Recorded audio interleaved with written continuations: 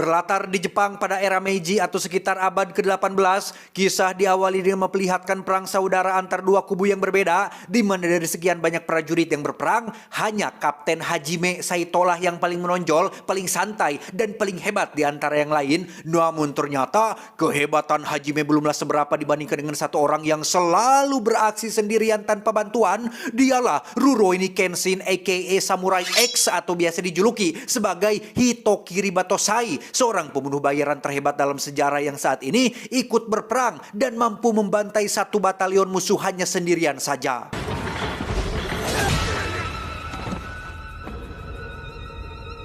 Tak lama, bendera pun diangkat sebagai tanda kemenangan akan salah satu kubu, yang berarti perang telah usai. Namun tidak untuk Hajime yang merasa masih belum puas jika belum bisa mengalahkan sang nomor satu yaitu Kenshin. Akan tetapi, sang jagoan memilih untuk meninggalkan pedangnya sebagai tanda bahwa ia memilih mundur dan pensiun dari dunia persamuraian.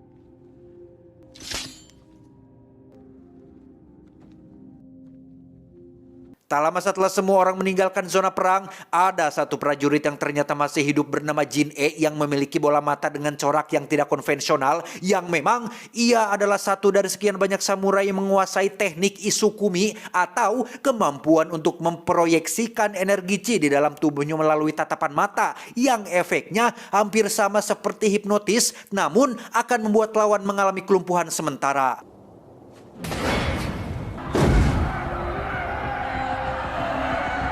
Setelah mendengar banyak suara dari jiwa-jiwa yang mati oleh pedang milik Kenshin, Jin-e memutuskan untuk memilikinya dan berencana untuk menjadi Batosai selanjutnya.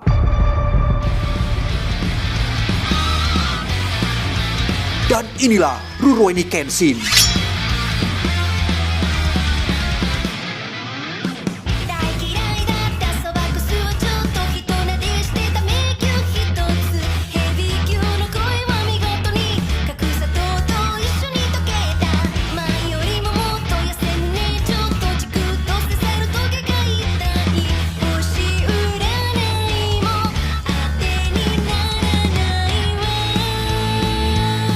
Cerita akan dimulai 10 tahun sejak perang usai, di mana kota ini menjadi maju dan damai, aman sejahtera berkat seorang pemimpin yang memulai era baru sesuai dengan perkembangan zaman pada masa itu. Ketika sebagian yang lain sedang fokus mensejahterakan rakyat, selalu saja ada oknum yang memanfaatkan situasi damai untuk kepentingan pribadi. Yang dalam kasus ini ada seseorang yang bisa dibilang mafia bernama Takeda, atau supaya lebih mudah diingat kita panggil saja si Juragan lah. Ini bebenguknya yang diam-diam telah memproduksi opium atau sejenis obat narkotika dengan bantuan seorang ahli bernama Megumi bersama dengan rekan-rekannya.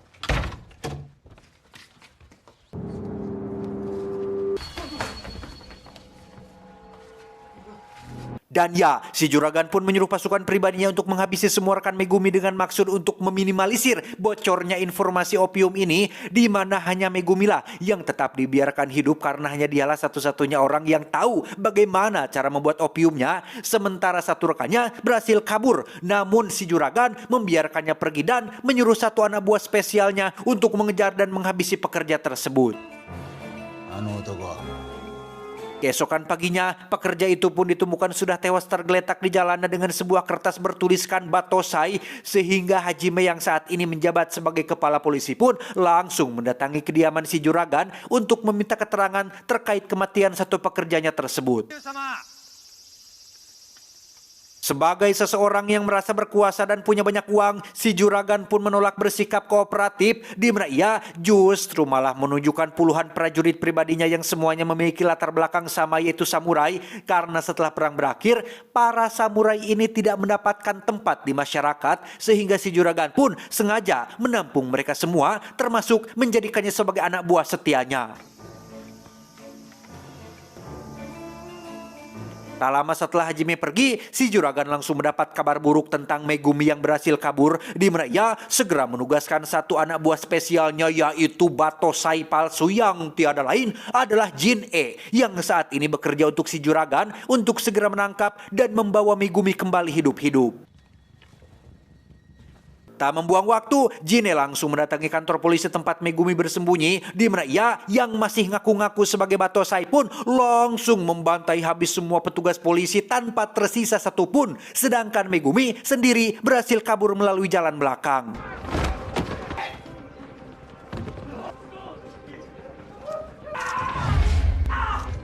これは妖術ではない。心の脆いもの。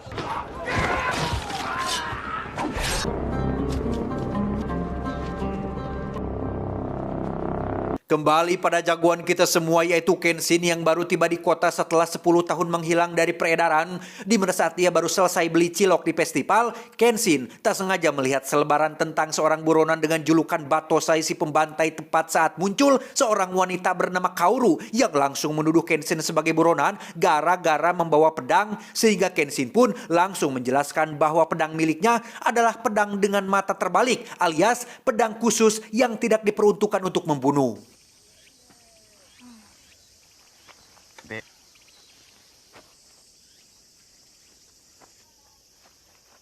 Tak lama setelah mereka berdua berpisah, Kaoru secara kebetulan melewati jalan dekat kantor polisi tepat saat Jin baru saja selesai menghabisi semua petugas, di mana Kaoru yang ayahnya maut gara-gara dibunuh oleh Batosai asli pun langsung menentang Jin untuk bertarung. Yang tepat saat Kaoru akan dihabisi, tiba-tiba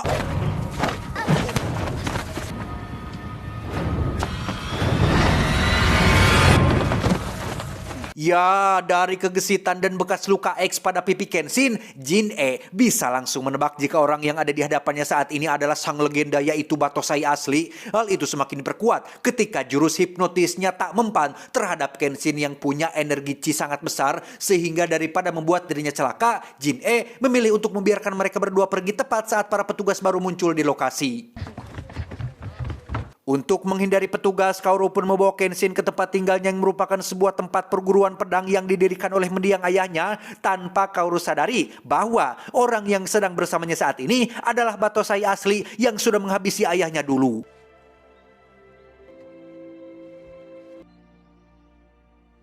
Tak lama setelah Kenshin pergi, muncullah adiknya yang datang setelah bermain di luar. Yang tepat saat Kaoru akan latihan pedang, muncullah para preman yang datang untuk membeli paksa perguruan ini sesuai perintah dari majikan mereka yaitu si Juragan. Yang karena Kaoru menolak, para preman pun langsung melakukan pengerusakan termasuk menyakiti Kaoru dan adik kecilnya.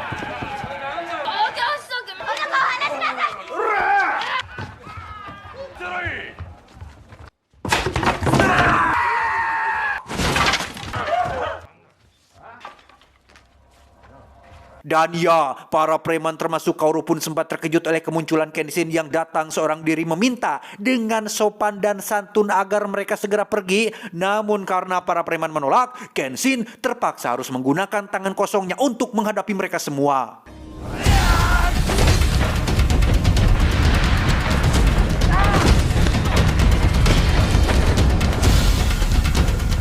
Pertarungan pun dilanjutkan di dalam padepokan, di mana Kenshin akhirnya menunjukkan kelihayannya dalam bertarung yang bahkan satu preman pun tak ada yang berhasil menyentuhnya.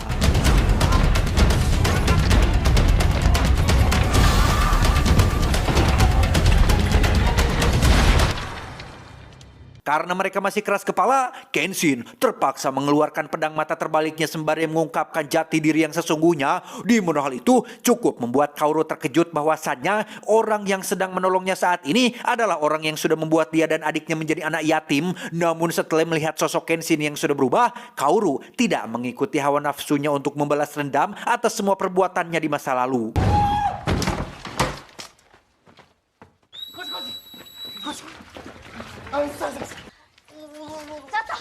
Akibat kejadian ini, Kenshin harus dibawa oleh para petugas untuk dipenjara bersama dengan tahanan lain, yang mana di situ ada seorang tahanan yang merupakan pendekar yang lumayan jago gelut bernama Sonosuke yang tiba-tiba ngorejat saat Haji memanggil Kenshin dengan nama Batosai.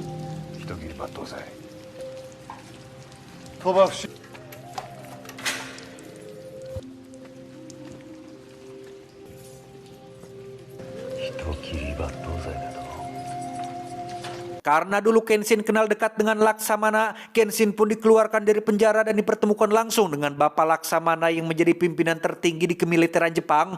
10 tahun tidak berjumpa, Laksamana cukup terkejut saat mendengar Kenshin sudah pensiun dan jadi warga biasa. Karena dengan kemampuan luar biasa yang dimilikinya, Kenshin harusnya bisa menjadi seseorang yang sangat disegani atau setidaknya punya peran penting di kemiliteran. Tujuan Laksamana menemui Kenshin adalah berkaitan dengan kabar mengenai maraknya peredaran opium di kota ini, sehingga demi meningkatkan keamanan, Laksamana ingin meminta Kenshin agar mau meminjamkan kekuatannya sekali lagi untuk memberantas kejahatan. Namun meski Laksamana sudah memohon bahkan menawarinya sebuah jabatan, Kenshin tetap pada pendiriannya untuk tidak akan pernah membunuh lagi, sehingga Hajime yang kesal pun langsung menantang Kenshin bertarung dan berhasil melukai pundaknya hingga berdarah.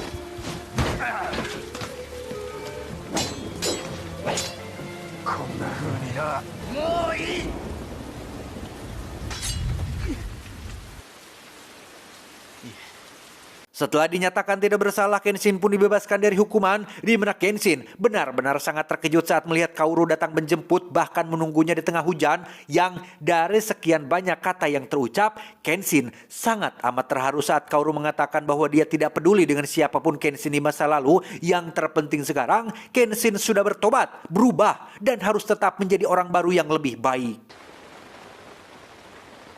Hai. Ikuyo. Hayaku. Di saat bersamaan, Megumi terlihat masih dalam pelariannya hingga tersengaja bertemu dengan si adik atau adiknya si Kaoru yang dengan baik hati mau membawanya ke padepokan. Setibanya di padepokan, Kenshin, Kaoru, dan Megumi pun akhirnya berkenalan satu sama lain, di mana mereka memutuskan untuk tinggal bersama dan saling menjaga satu sama lain, dengan Kaoru yang memberikan pakaian samurai baru bekas mendiang ayahnya untuk dipakai Kenshin sebagai simbol dari kehidupan barunya. Suatu malam, Kenshin dan kawan-kawan pun makan di sebuah restoran tepat saat muncul si juragan mencari seseorang yang katanya sudah mengalahkan 10 preman hanya seorang diri, di mana si juragan yang merasa bisa membeli segala sesuatu pun mencoba mengajak Kenshin untuk menjadi salah satu pengawalnya, tetapi Kenshin sama sekali tidak tertarik dengan uang dan dengan sopan menolak tawaran tersebut.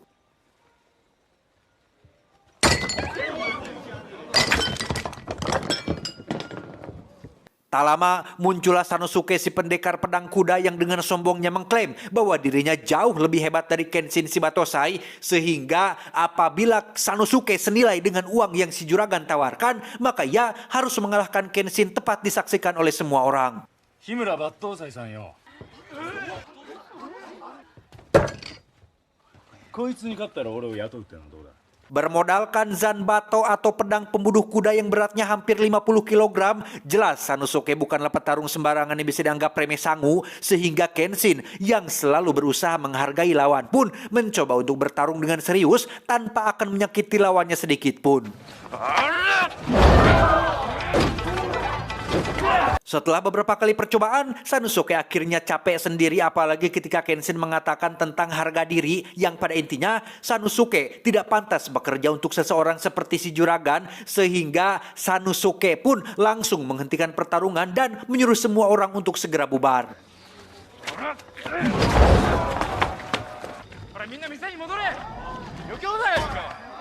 Beberapa waktu berlalu, muncullah wabah penyakit yang membuat banyak warga mengalami demam tinggi setelah meminum air dari dalam sumur yang sama, di mana Megumi yang sudah tahu seberapa licik si juragan pun langsung bisa menebak jika ini adalah ulahnya demi bisa mengambil alih padepokan dan semua tanah di wilayah ini.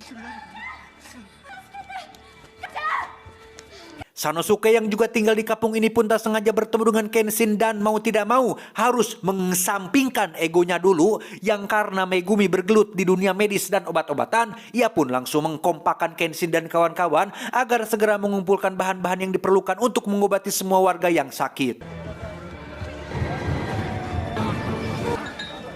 Beberapa jam kemudian, kondisi warga akhirnya berangsur pulih berkat kecekatan Megumi dalam mengambil tindakan. Tepat di samping walungan berdua dengan Kenshin, Megumi akhirnya jujur bahwa dia adalah mantan pembuat opiumnya si juragan, sehingga demi keselamatan semua warga, Megumi bermaksud untuk menyerahkan diri kepada si juragan sekaligus membujuknya agar mau menghentikan semua teror ini.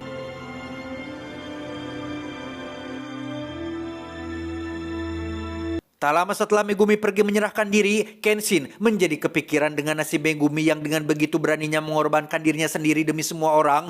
Dengan fakta bahwa dirinya sudah bertobat dan jadi orang baik, alangkah tidak pantasnya ketika ia hanya berdiam diri membiarkan kejahatan terjadi, sehingga demi untuk membuktikan pertobatannya, Kenshin memutuskan untuk pergi menyelamatkan Megumi dengan ditemani Sanosuke yang memaksa untuk ikut, sementara Kaoru dan adiknya diminta untuk tetap di padepokan dan jangan lupa masak rendang setelah semuanya selesai. Megumi sendiri terlihat baru sampai di kediaman si juragan yang dengan tidak malunya memukuli dan menendang seorang perempuan, di mana kelakuannya seketika terhenti saat mendengar suara ramai-ramai di luar yang ternyata itu adalah Kenshin yang sudah tiba di tempat ini.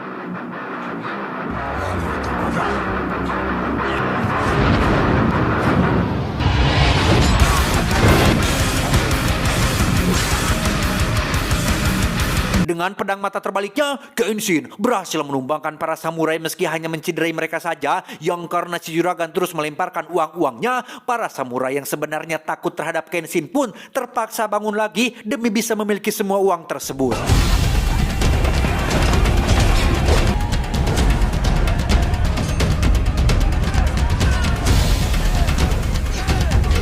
Berkat bantuan Sanosuke dengan pedang Janbatonya, puluhan samurai pun berhasil dikalahkan, sehingga sekarang giliran mereka masuk ke dalam rumah untuk mengambil kembali Megumi dari si juragan. Tiba di dalam, mereka berdua pun bertemu dengan salah satu pengawal juragan yang merupakan seorang pendeta jago gelut, di mana Sanosuke mengajukan dirinya untuk menghadapi pendeta tersebut dan mempersilahkan Kenshin untuk maju duluan. Tanpa menggunakan pedang atau senjata tajam sejenisnya, Sanosuke dan pendeta pun bertarung dengan gaya tangan kosong, yang mana dua-duanya memiliki kemampuan tinju yang sama, sehingga pertarungan pun berlangsung cukup alot sampai-sampai harus makan dan minum dulu untuk memulihkan staminanya.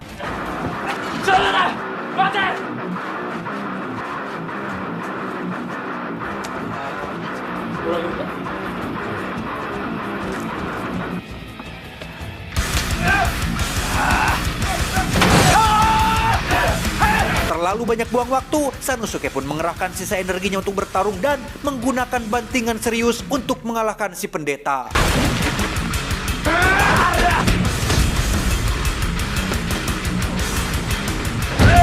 Kembali ke Kenshin yang harus menghadapi samurai bertopeng yang selalu memakai topeng untuk menutupi luka bakar pada wajahnya, di mana samurai bernama Gen ini pun merupakan satu-satunya samurai yang menggunakan alat modern sebagai senjata bertarungnya.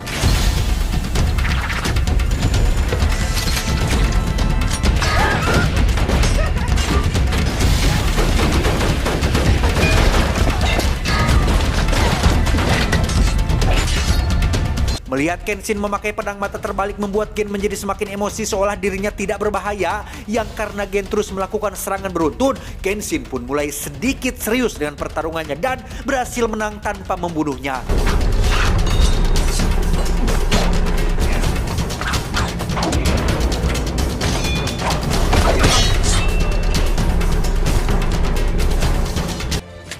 Setelah Sanosuke muncul, mereka berdua pun langsung naik ke lantai selanjutnya, yang tepat saat mereka akan masuk ke ruangan si juragan, tiba-tiba... Ya, karena si juragan tidak bisa bertarung, ia pun memakai peralatan modern yaitu Gatling Gun yang dapat melepaskan beberapa peluru dalam satu kali tembakan. Sempat terdesak, Hajime pun datang terlambat dan langsung memberitahu bahwa Gatling Gun hanya bisa menembak ke satu arah saja, sehingga mereka bertiga pun pura-pura menyerah agar bisa menyerang dari berbagai arah.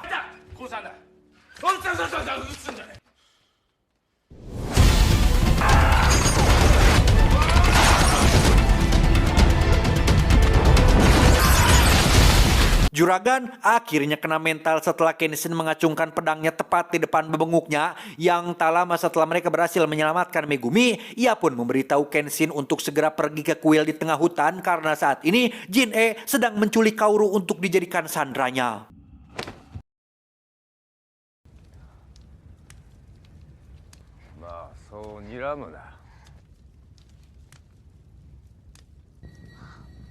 Setibanya di kuil tengah hutan, Jin-e terlihat sudah menunggu kedatangan Kenshin yang memang sudah lama. Jin-e menantikan momen seperti ini karena ingat, ketika seseorang sudah menjadi yang nomor satu dan tak terkalahkan, maka akan banyak sekali musuh yang berusaha menantang. Yang dalam kasus ini adalah Jin-e yang juga ingin menjadi orang pertama yang berhasil mengalahkan sang Gotosai. Sehingga tanpa buang waktu, Jin-e langsung menyerang dan...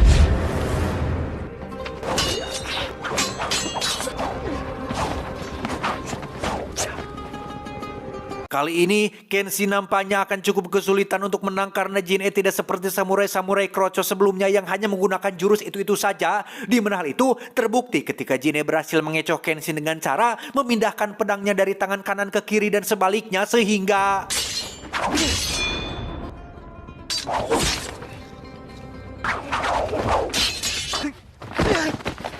Menganggap Kenshin tidak serius bertarung, Jin-e pun menggunakan teknik hipnotisnya untuk membuat Kaoru mengalami sesak nafas dan akan maut dalam waktu 2 menit, di mana satu-satunya cara untuk mematahkan jutsu atau teknik tersebut adalah dengan menghabisi pengguna jutsu itu sendiri, sehingga secara tidak langsung Jin-e memaksa Kenshin untuk menjadi Batosai seperti dulu lagi dengan maksud agar niat tobatnya gagal dan tidak menjadi pribadi yang lebih baik.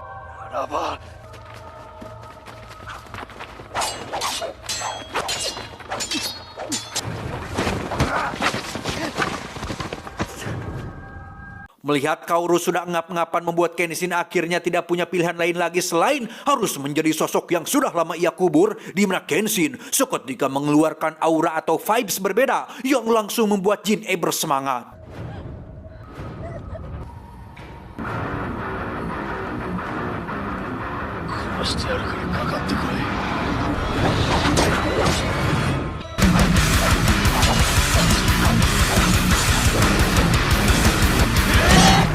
Dan ya, jika saja mata pedang Kenshin tidak terbalik, mungkin kepala Jin-e sudah terbelah jadi 2. Yang karena Jin-e masih keras kepala ingin bertarung sampai habis-habisan, Kenshin pun mulai mengambil kuda-kuda yang dulu biasa ia pakai untuk membantai. Sehingga jangan salahkan Pak Gayus Tambunan apabila Jin-e harus menyesal dengan keinginannya.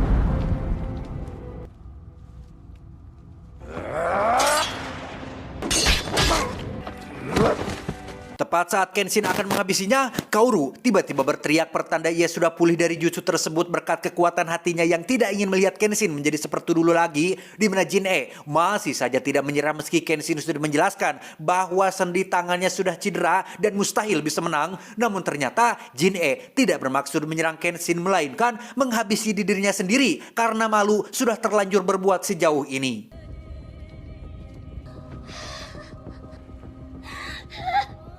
Tak lama, Hajime dan para petugas pun datang terlambat ketika momen gentingnya sudah lewat, sehingga Kenshin langsung menggendong Kaoru ke padepokan untuk mendapatkan perawatan. Setelah si juragan ditangkap dan para samurai dicabut izin pedangnya, Kaoru, Megumi, Sanosuke, dan Kenshin pun bisa hidup tenang dengan akan menjadi keluarga baru dan akan menghidupkan kembali padepokan tersebut.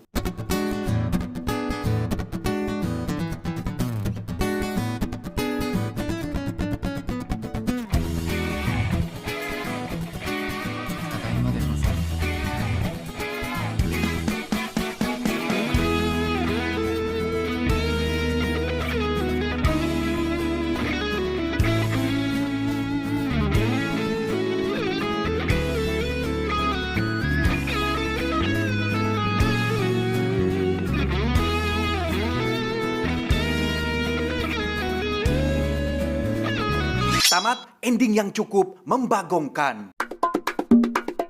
Keren banget filmnya, guys. Sudah lama saya pengen bahas film ini, cuman baru kesampaian sekarang. Mengingatkan masa kecil saya gitu, dan beberapa teman yang mungkin lahir sebelum tahun 2000-an. Dulu sih sering tayang di televisi, kalau nggak salah di SCTP apa RCTI gitu ya, jam 8 pagi kalau nggak salah. Sekarang udah nggak ada. Seru nggak sih teman-teman menurut kalian semua? Lanjutin nggak teman-teman yang keduanya? Atau udah aja? Pesan yang bisa kita ambil dari film ini adalah jangan biarkan hati Anda berlarut-larut dalam kesedihan atas masa lalu, atau itu akan membuat Anda tidak akan pernah siap untuk menghadapi apa yang akan terjadi. Ingat, masa lalu tidak mungkin bisa dirubah, tapi Anda dapat merusak masa depan dengan menangisi masa lalu dan merisaukan masa depan. Saya John mewakili jajaran direksi yang bertugas mengucapkan terima kasih dan sampai jumpa di video selanjutnya. Adios. Kulub suuk Sergio Ramos.